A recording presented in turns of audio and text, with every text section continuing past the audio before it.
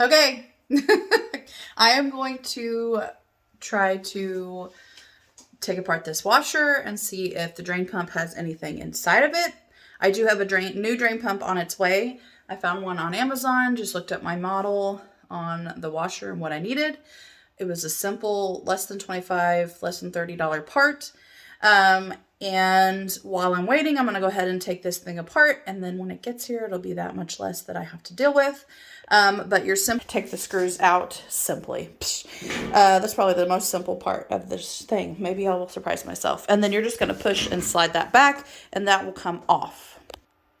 You take that off. You do want to make sure before you do anything to unplug your machine. And then we are going to disassemble the front here.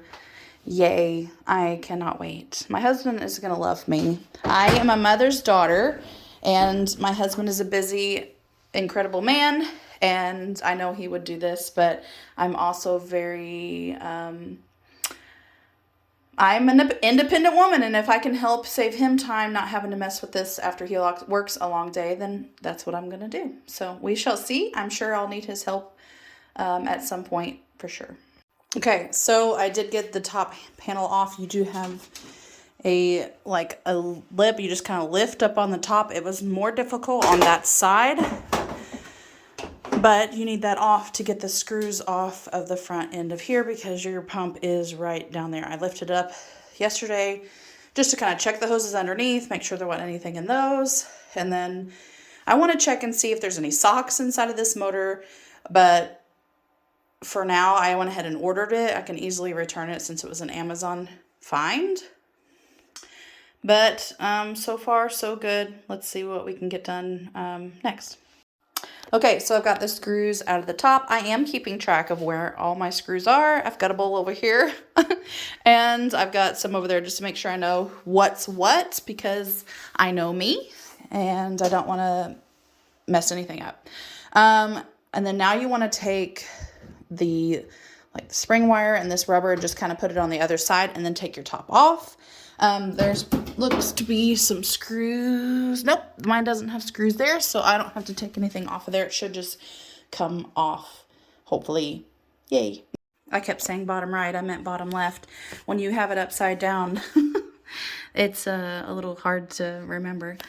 So I did that yesterday. I wanted to make sure that all the hoses underneath weren't clogged. So now that we're here, I'm going to go through and detach the stuff here and see if there's anything clogging the soap or the hoses there. And then if not, then I'm got a part coming tomorrow and we're going to put a new one in. Well, I'm in here. Okay, I've got the front. This is supposed to be the front of the washer. I'm in here, and I did just pull out this, and it was like this in here. So, do you think that would just do it? I mean, it could completely if it was lodged in there. I don't know.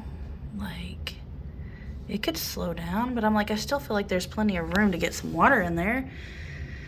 I don't know what to do now. Should I put it back together and see if it works? It's a lot of work. Or do I just replace it anyway? Maybe this is the culprit. Nothing in there. Clean that off. That, I guess, is supposed to be there because it's part of the lip. Alright, so maybe it really was just the dollar. All the tubes look empty. If it's not, then it's definitely the motor. So let's put this thing back together and we can go from there. And then if not, I'll take the front back off and we'll do it. Change the motor out. Well, let's see if that was the magic trick. Look how fast it's draining right now. I think I fixed it. All because of this darn dollar stuck inside of there.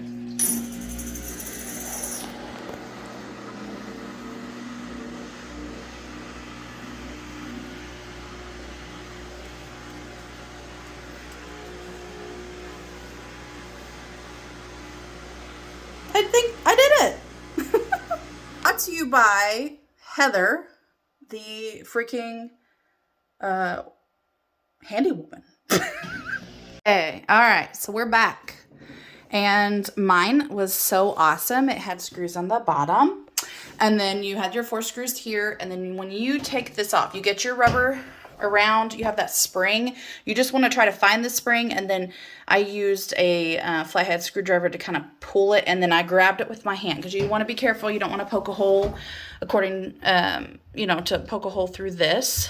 And then you should be able to lift it. So you want to press this little button and lift like kind of upward because there is like, it latches into these little grooves here.